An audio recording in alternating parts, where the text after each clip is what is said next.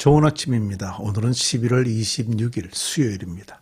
즐겁고 감사한 하루 되시기 바랍니다. 자, 오늘은 추수감사절 전날이죠. 그래서 이제 내일부터 토요일까지 이 묵상 방송은 이제 쉽니다. 개인적으로 하실 분들은요, 이 느헤미야 뒷부분을 차례대로 묵상해 주시면 되고요. 저는 12월 1일 월요일 날 느헤미야 10장으로 돌아오게 됩니다. 자, 하나님의 사랑이 또 하나님의 풍성하심이 가득한 추수감사절 되시기 바랍니다. 자, 오늘은 이제 느헤미야 6장 뒷부분의 말씀을 볼 생각입니다. 사실 지난 며칠 동안 우리가 묵상할 때 많이 나온 얘기가 그 성벽 재건을 방해하는 자들의 모습 아니었나 싶습니다. 에스라서부터 시작을 해서 다양한 사람들이 주로 물론 그 산발락과 도비야였지만 그 성벽을 재건하는 일을 방해를 해왔습니다. 당시 페르시아 왕은요, 성벽을 재건하라고 느헤미야를 파송하기까지 했는데 그 페르시아 왕을 팔아서 역적이라는 둥, 역모라는 둥 또 방해를 하곤 했었습니다. 어제 말씀에서는요, 느헤미야를 죽일 방도도 찾았고 또 주변 여러 민족들과 함께 나쁜 소문을 만들어서 페르시아 왕으로부터 미움을 사도록 하기도 했고요. 또 유대 제사장을 돈으로 매수해서 느헤미야를 유혹하기도 했었습니다.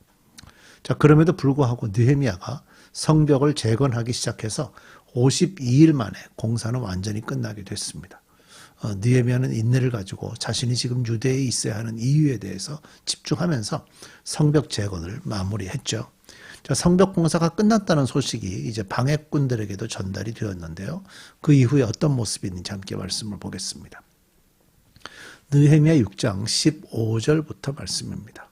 성벽 공사는 52일 만인 엘루월 25일에 끝났다.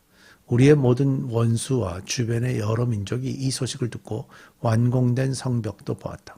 그제서야 우리의 원수는 이 공사가 우리 하나님의 도움으로 이루어진 것임을 깨달았다. 그래서 그들은 기가 꺾였다. 성벽을 세우는 일을 방해했던 자들은 이제 공사가 완전히 끝나는 것을 보고 기가 꺾였다고 성경에 기록을 하죠.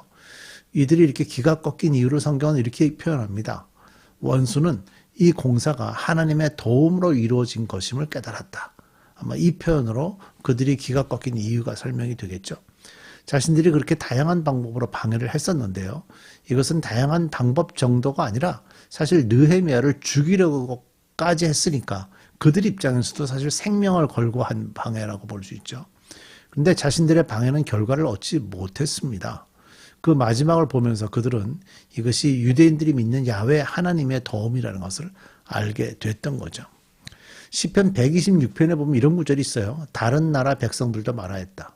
주님께서 그들의 편이 되셔서 큰 일을 하셨다. 그러니까 유대인들이 아니고 유대 나라 주변에 있는 하나님을 믿지 않는 그 다른 나라 사람들이 얘기할 때 야훼 하나님은 유대인들의 편이다. 그래서 이렇게 놀라운 일들이 이루어졌다라고 표현을 했었다는 거예요. 사실 이런 표현들이 성경 안에 종종 있어요. 반대로요, 그 유대인들이 죄를 짓고 하나님으로부터 징계를 받을 때는 사람들이 뭐라 그랬는가 하면, 야, 니네 신이 어딨냐? 너희 신은 왜 자고 있냐? 이런 식의 표현들을 했어요. 그러면서 유대인들을 조롱했죠. 하나님도 이런 식으로 표현을 하시면서 너희들이 이런 조롱을 받게 될 것이다 하는 표현을 하신 적도 있고요.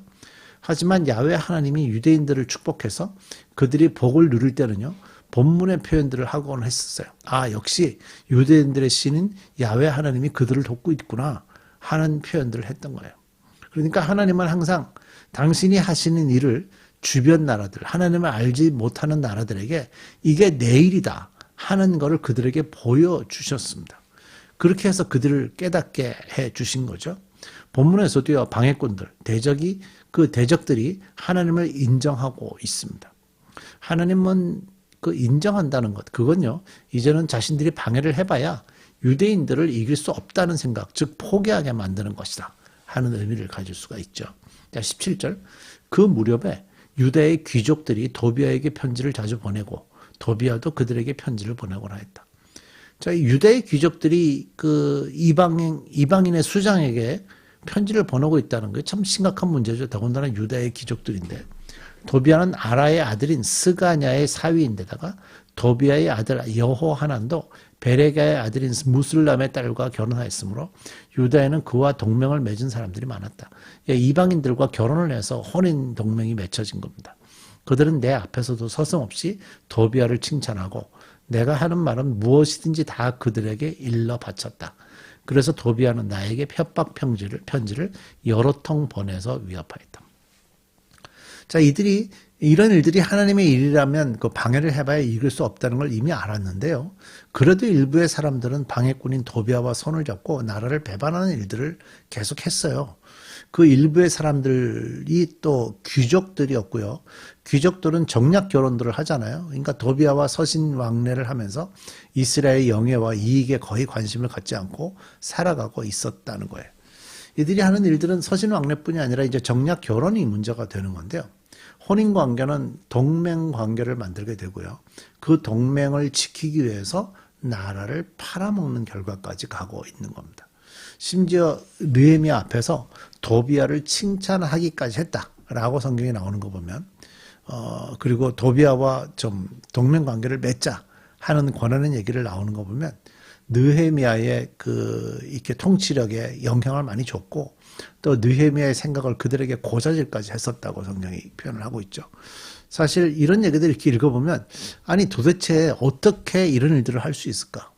그들도 유대인들인데요. 사실 뭐 우리도 일제강점기를 겪었던 상황 또 그 시대의 역사들에 대한 얘기들을 들으면 들을수록 또 나라를 팔아먹었던 많은 사람들에 대한 얘기도 우리가 듣고 있긴 하죠. 그러니까 어느 나라나 이런 생각들이 있었던 것 같고요. 그래도 또 유대는 좀 다르지 않습니까? 온 세상을 창조하신 하나님의 백성들인데 그 하나님의 자녀들이 하나님을 배반하고 이방인들과 그러고 있었다는 건 정말 심각한 일이라고 생각합니다. 이들이 왜 나라를 팔아먹고 성벽을 재건하는 일이 하나님의 일이라는 것을 알면서도 이렇게 했을까? 저는요, 이런 이유라고 생각을 합니다. 기득권 때문 아닐까 싶습니다. 이 기득권이라는 것은 자신들이 현재 그들과 동맹관계를 유지하면서 그 동맹관계 때문에 그 집이 부강해지거나 권력을 더 쥐게 되거나 부강해지거나 돈을 많이 벌게 되거나 어떤 그런 관계가 이미 형성이 된 거죠. 그런 결혼 동맹관계 때문에. 그렇다면 이방인들과라도 손을 잡고 가까이 지내면서 현재 먹고 사는 일에 더 힘을 쏟을 수 있는 그런 기회가 된다는 거죠. 그런데다 지금 투자를 하고 있었다는 거죠. 근데 우리 잘 생각해야 됩니다. 우리는 먹고 사는 것보다 더 중요한 것이 우리를 창조하시고 우리의 생명을 주관하시는 하나님을 제대로 믿는 것이 훨씬 더 중요한 일입니다. 비교할 수 없죠.